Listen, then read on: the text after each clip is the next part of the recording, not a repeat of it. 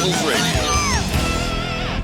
Welcome back to Rivals Radio with Wally and Dee here on Rivals Broadcast Network. Great to be back. Today, we're going to dive deep, really get into the impact of the top 10 rookie draft picks from this year's Football Rivals Pro League draft. That's right. Look, we've been watching all season, tracking the stats, following the storylines. Now, end of week 16, it feels like the perfect time to really assess these guys. Yeah, exactly. Our goal here is to, cut through everything and give you the key takeaways. Which team struck gold? Which maybe missed the mark a bit. It's the shortcut, right? To understanding how these big-time rookies have actually performed and what it means. Absolutely, because it's been a wild season. You've got teams making huge leaps. Others maybe finding just one piece to build on. These rookies are central to so many stories. They really are. So let's unpack the first 10 picks. Look at their individual performance, sure, but also how they've shaped their team's season, their Rivals Cup hopes, or maybe their draft position next year. The draft is always about hope, isn't it? Especially those top picks. You expect game changers. You do. Yeah. And it's fascinating to see who actually delivered on that promise right out of the gate. Okay, let's jump in. Number 1 overall, Canton Crush selects QB Jimmy McNamara. Canton, worst team last year. Now, it's night and day, seriously. 12-3 at the end of week 16. They're the number 2 seed in the Apex Conference, North Division champs. It's an incredible turnaround. And the analysis points straight at McNamara, right? GM Steinrussian making that call? Directly.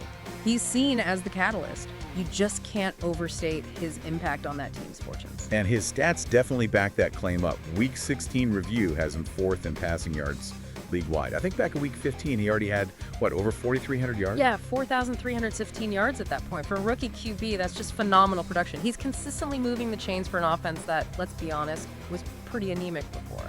And it's not just yards.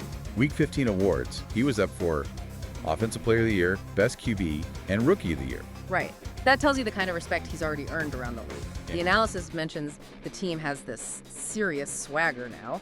He's the engine. Definitely driving that transformation, but the review did mention something key for the playoffs. Yes. The O-line.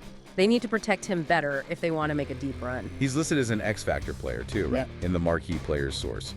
So the talent is undeniable. Undeniable. Officially recognized as that elite transformative type. But yeah, even an X-Factor needs a clean pocket sometimes. Protection is key for their Rivals Cup aspirations. Okay, from the guy who changed a franchise to pick number 2, Austin Strangers took W.R. Sean Smith. How did their season pan out? Kind of up and down for Austin. Finished 7-8, so right on the playoff bubble. Number 7 seed in the Nexus Conference right now, 2nd in their division. Remember, they started fast, 5-2, then hit a skid. Yeah, dropped 4 straight midseason, really stalled their momentum. They're hanging on, but it's precarious. And Smith's contribution, solid numbers it looks like, nearing 1,000 yards receiving. Almost there. And 4 touchdowns. Plus, he had that monster 87-yard catch, longest of the season. That was something else. Wow, 87 yards. That's the explosive play you want from number 2 pick. Yeah. He was nominated for Rookie of the Year too. He was. That long catch definitely shows the potential, that game-breaking speed, but the analysis does point out only 4 touchdowns. For a number 2 overall receiver, it feels a bit low. Yeah, I see that. You expect more scores, right? Maybe it's the offense, maybe red zone looks, but still. Exactly. You want those plays that put points on the board consistently from your top pick. Solid season, yes. But that 7-8 record, the slump, maybe he hasn't been the guy to elevate them consistently. They need more from him if they want a real shot at the Cup. All right, let's flip to the defensive side. Pick number 3, Portland Grunge, D.E. Brandon Smith. Portland. Rough year.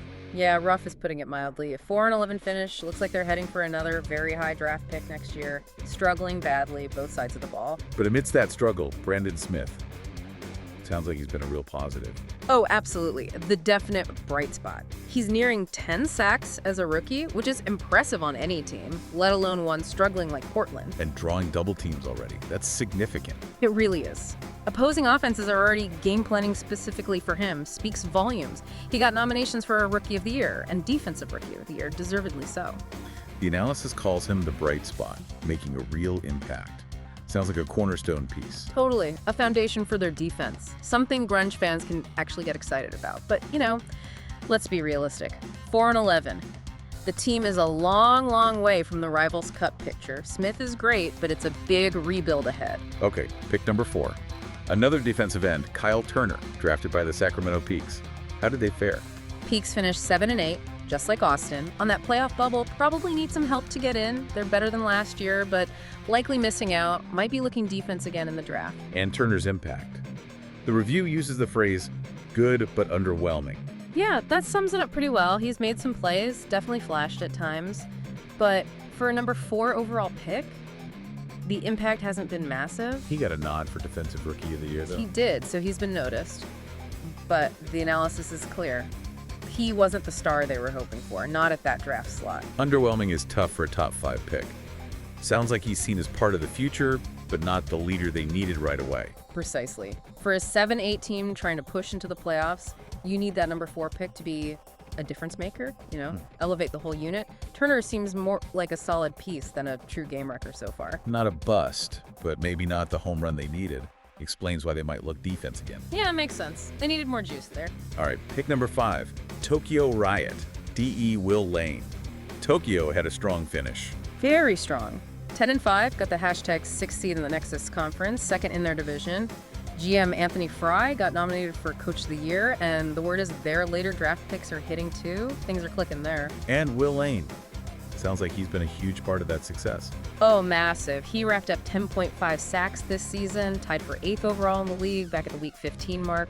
He's really anchoring that Tokyo defense. Nominations for him, too. Yep. Defensive Rookie of the Year and Best Defensive Lineman. Well-deserved. The analysis calls him dangerous, a true rookie standout. And he's listed as a superstar player already. Wow. Yeah, in the marquee player source, that puts him in elite company right away. His pass rush has Tokyo fans thinking maybe a Rivals Cup run is possible. Definitely sounds like he's lived up to that top 5 billing, maybe even exceeded it. A cornerstone for a playoff team. Absolutely. Crucial player for them, especially getting hot down the stretch. Lane is a big reason why Tokyo looks like a team nobody wants to face right now. Okay, pick number 6, New York Nightmare, D.T. Jonathan Vanna. Nightmare were in the hunt, weren't they? Until their QB went down with that injury, hit them hard. But before that, they were right there, pushing for a playoff spot. The review calls them a step away from a Rivals Cup chase. And Vanna, defensive tackle. Maybe not huge sack numbers, but making an impact. Exactly. The review highlights he draws double teams on almost every single snap. That kind of disruption up front is huge, even if it doesn't fill the stat sheet personally. Creates opportunities for others, right? Yeah. Linebackers, edge rushers. For sure. It messes with the whole blocking scheme. He wasn't even a full-time starter this year, but he's pegged to be one next season. Got a Defensive Rookie of the Year nomination, too. So the analysis sees him as right there, impact-wise, even rotating in. Yeah. Forcing double teams consistently is a big deal. It fundamentally changes how offenses attack you. He's a force inside. Seems like the Nightmare, despite the QB injury, have a solid core. Van looks like a big part of their future plans. Definitely. They're building something solid, and he's expected to be a key piece of that defensive front moving forward. Pick number 7, Houston Hoplites select CD Raheem Gold. Houston. Rough season, doesn't quite cover it. No, it doesn't. 1-14. Brutal. They've locked up the number 1 pick for next year's draft. Just massive needs everywhere. But in that darkness, Raheem Gold sounds like a shining light, a gem. That's the word from the review. A legit gem called a lockdown star cornerback. Now, the stats show only 1 interception as of Week 16. Which sounds low, but the analysis says it's because quarterbacks are just completely avoiding his side of the field. They're not even challenging him. That's the ultimate respect for a corner. wow. Considered one of the best rookie corners. Got a DROY nomination. Yep.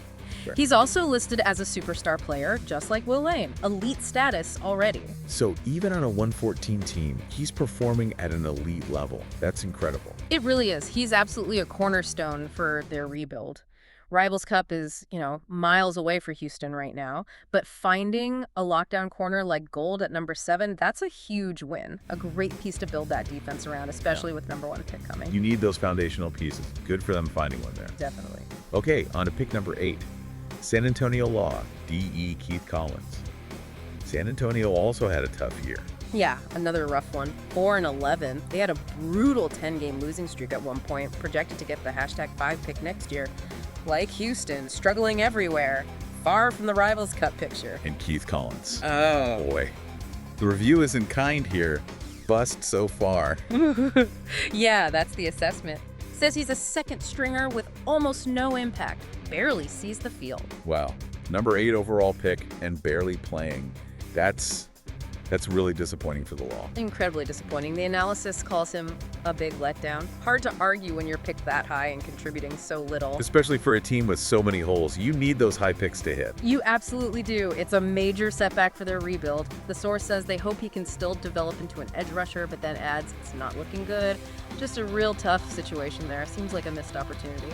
Okay, let's shift gears to something more positive. Pick number 9, Chicago FD selects CB Marquise McBride. Chicago. Yeah. They had a great year. Yeah, complete turnaround for the team that held this pick. Finished 10-5, snagged the #5 seed in the Nexus Conference, top wildcard spot. Huge success. And McBride played a role in that success. A significant role, yeah. Yeah. Boosted their secondary. The Week 16 review notes he leads notable rookies at corner with 2 interceptions, nearly 40 tackles, making plays. Defensive Rookie of the Year nomination for him as well. He got one too. The analysis actually calls him sneaky Really? and a gem at pick number 9. His play really solidified that Chicago secondary. Helped turn them into a legitimate playoff threat. Absolutely. Finishing 10-5, getting that top wild card, that's impressive. And finding a contributor like McBride late in the top 10 is huge. The thinking is their defense, with him playing well, could cause some problems in the playoffs. They're in the cup hunt for sure. Great value pick there. Okay, last one. Pick number 10, Louisville Wildcats. CB John Poole. Louisville's been fighting for their division, right? Yeah, battling for the Nexus South title, likely playoff bound if they win out in Week 17. They're right in the thick of it. So where does Poole fit in? Sounds like a tricky spot for him. It is a bit tricky. The review notes Louisville has a really deep stacked secondary. So Poole hasn't seen a ton of playing time just because of the guys ahead of him. Okay, so limited reps. Stats reflect that. 15 tackles. Right. Around 15 tackles. He's shown flashes when he has gotten on the field, suggesting the talent is there. It's tough to crack that lineup. Exactly. Great problem for Louisville to have, fighting for the division, but tough for Poole's development, maybe? The analysis even floats him as a potential trade candidate down the line if he can't get regular snaps. Another team might see the talent and want him for their cup run. Interesting. A talented player kind of blocked by depth. We'll see how that plays out. Definitely one to watch. Okay, wow. That's the top 10. Quite a mix from superstars to, well, disappointments. Based on everything, let's do our top 3 rookies from this group. I'll go first. Number 1, got to be Jimmy McNamara. Taking a team from worst to a 12-win contender. That's just massive impact. Can't argue with that one. Number 2, I'm going Will Lane. 10.5 sacks, superstar status already, key player on a playoff team, huge immediate contribution. Solid pick. And number 3, this is tough. I'm going to say Raheem Gold. Being a lockdown superstar corner on a 114 team is incredibly impressive. Shows elite individual talent shining through adversity. Okay, interesting top 3. Mine's slightly different. I agree on McNamara at number 1. That Canton turnaround is just undeniable, the biggest story here. Right. Number 2, I also have Will Lane. Elite sack numbers, driving that Tokyo playoff push. Just dominant. Okay, so we agree on the top 2. Who's your number 3? My number 3 is Marquise McBride. Finding that kind of impact corner at pick number 9, a guy who directly helped push his team into the playoffs this year, that's incredibly valuable. Gold's fantastic, no doubt, but McBride's contribution led directly to team success now. That's a really fair point. Different ways to measure impact, right? Carrying a team, being elite on a contender, boosting a team into the playoffs, or just being a star regardless of circumstance. Exactly. All valid arguments for different guys. Shows the depth of impact, even just within the top 10. So, pulling this all together, what's the big takeaway from looking at these top 10 picks? I mean, it's pretty clear, isn't it? This rookie class has already made a huge mark on the league. You've got guys like McNamara and Lane who are already franchise cornerstones for teams with real aspirations. And then players like Gold and Brandon Smith providing that crucial hope, those building blocks for teams that are clearly rebuilding. Right. And why does this matter to you listening? Well, it just hammers home how vital the draft is.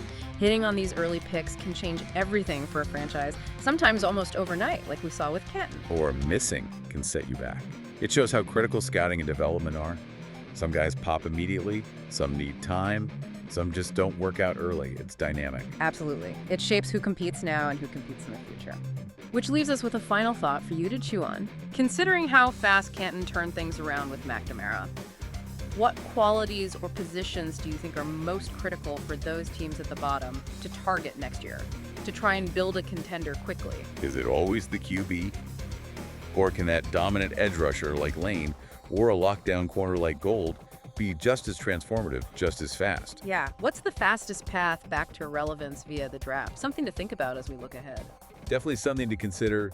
This rookie class certainly provides a lot of food for thought on that front. It really does. A fascinating group. And that's going to wrap up this deep dive on the top 10 rookie draft picks here on Rivals Radio. Thanks for tuning in. From Rivals Radio.